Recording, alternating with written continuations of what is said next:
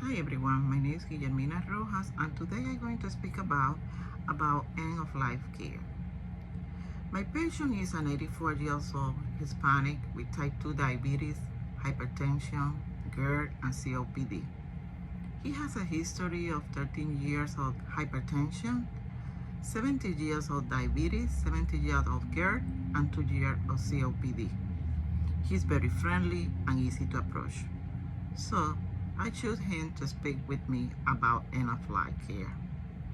He's retired and he used to work as a bus driver. The patient is married and lives with his wife in a one-bedroom apartment in the city.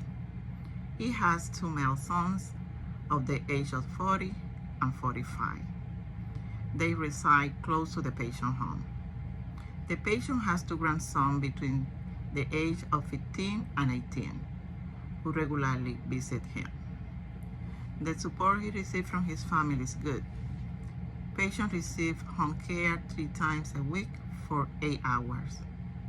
The patient's wife reports that he has been stable. The patient has not been admitted to the hospital for the past 2 years. The patient denies chest discomfort, nausea, vomiting, diarrhea, stomach pain, lightheaded, disorientation. Every 3 months, the patient regularly shows up for his checkup and consultation to control his chronic illness. Patient didn't mention significant events in the previous months. I would like to take a few minutes to start talking with my patient about end of life. I would like to let you know that I am not bringing this up because I have any concern about his health. As I previously stated, his condition is stable. However, I believe it's a good time to start this discussion with the patient because he's stable, so we don't have to bring them up for the first time in an emergency. First, who would you want to make medical decision for you if you became incapacitated and unable to speak for yourself? He said, my wife. Who would you be your proxy and why? He said, my wife would be my proxy because she knows me better than anyone else. How did my patient respond to that? He was very affirmative when he responded. Was there a family member involved? Did the family member support the conversation or did they resist? At the time of the visit, of the conversation, only his wife was present. The wife was very supportive to him. Were there any barriers to completing the discussion? There were no barriers at the first meeting. My patient was not prepared to talk about this topic, but for the second meeting, he was willing to talk about the end of life. What document or choices did the patient already have completed? My patient didn't have any document completed.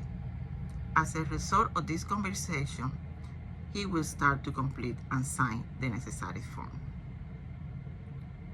I met with my patient to discuss end of life concern 3 times. The first time he was unprepared. After that, he felt more comfortable speaking about this topic.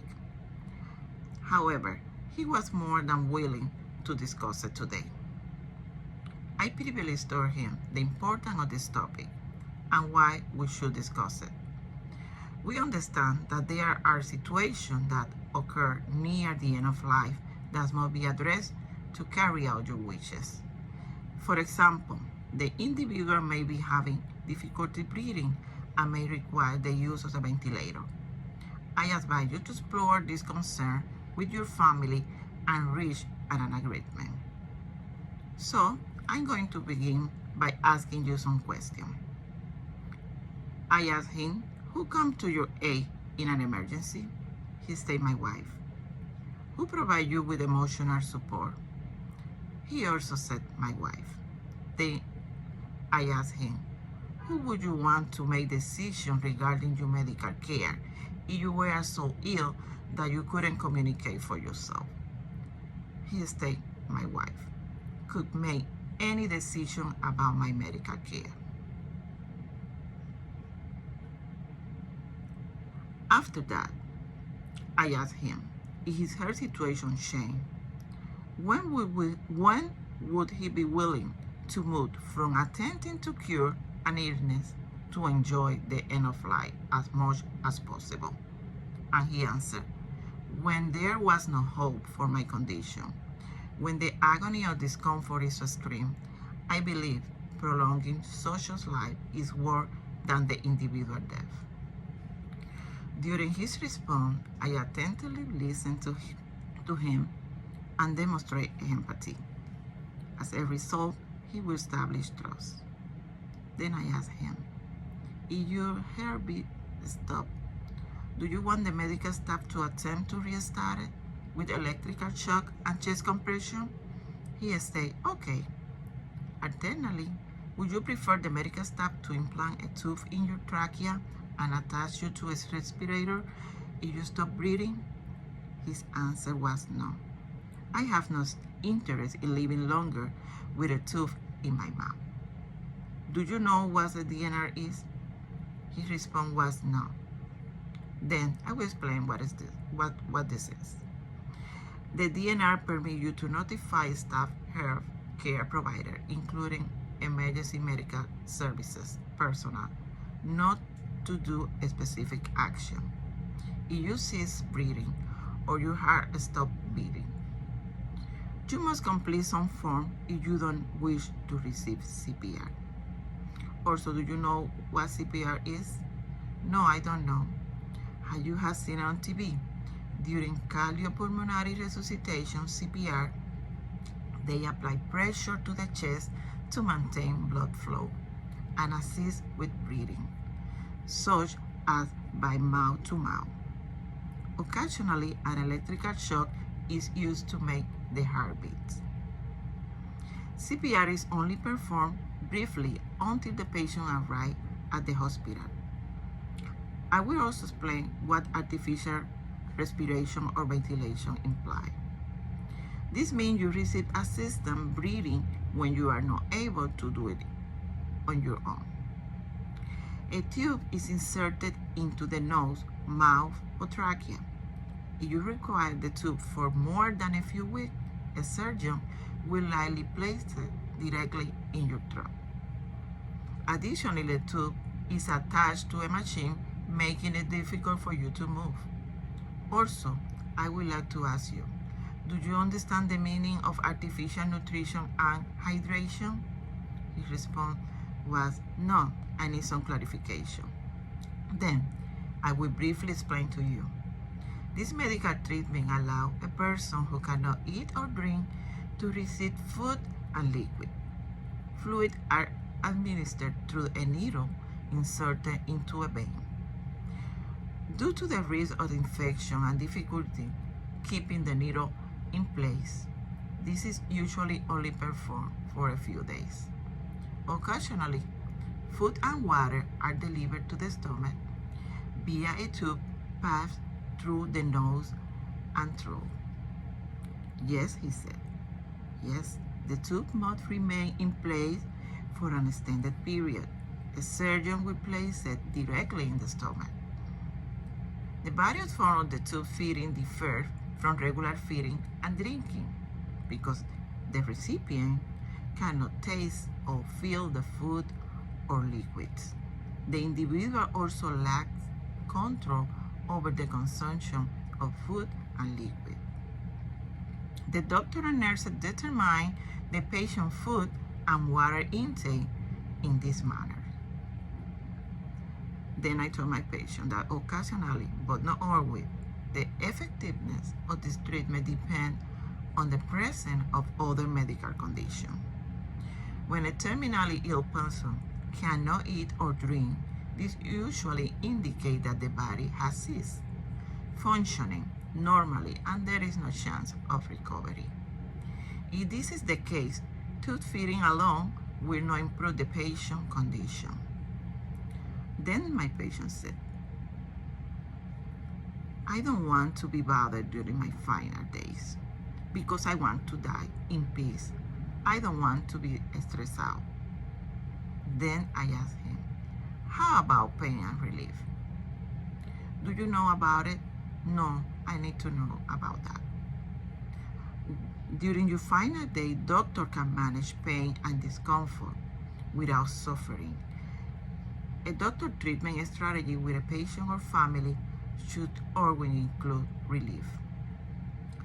Then, do you know the importance of care planning? His answer said, a little bit, but I need some clarification. He said that he never speak about this before because he get emotional. Then I said, I will explain the importance of care planning. We will all pass away at some point, but not everyone get to choose how their final days will be spent. Making time to prepare for care enable your family and medical professional to act on your behalf. They will have to make difficult choices when they are near to passing away. Even if you cannot speak for yourself, an advanced care plan ensures that your value and preference treat you. Let me speak about it. Let me speak about the patient's self-determination. The goal of this act is to communicate and defend a patient's right to self-determination in healthcare decisions. The right to accept or reject medical or surgical treatment is available to adults while competent through advance directive. The living will and the durable power of attorney, so that if such adult become incompetent to make decisions, they can more easily continue to control decisions. I would like to speak a little bit about the living will. It's a legal document that spells out medical treatment that gives you the right to decide whether you keep you alive or not, as well as your preference for other medical decisions, such as pain management, organ donation. When signing a living will, the testator declares if they wish to receive therapy that keeps you alive, such as tube-based artificial feeding, mechanical breathing, heart and lung resuscitation, CPR, antibiotic treatment, blood transfusion in case of infection, dialysis, or if you prefer die at home or in the hospice care facility where they are presently receiving care. Or after death, if you want to donate your organ, your tissue, your eyes, of give or anatomy. I want to clarify about do not resuscitate and do not intubate others. You don't need to have an advance directive or living will to have do not resuscitate or do not intubate. To establish your doctor, you tell your doctor about your preference and who will write the order and put them in your medical record. Durable power of attorney for health care, as I mentioned before, is a type of advance directive in which you name someone to make decision for you if you are unable to. In some states, this directive is also called a healthcare proxy or durable power of attorney for healthcare. Then after I finished explaining all this, there was a silence and my patient stated that he no longer wanted to discuss the end of life, that everything was clear. He indicated that he would start with the process of signing his living will. The healthcare process would be his wife, and he will sign the documentation required, such as DNR and DNI. I thank him for taking the time to share his thoughts with me. I place my hand on his shoulder and I say thank you and goodbye. Thank you so much for the time.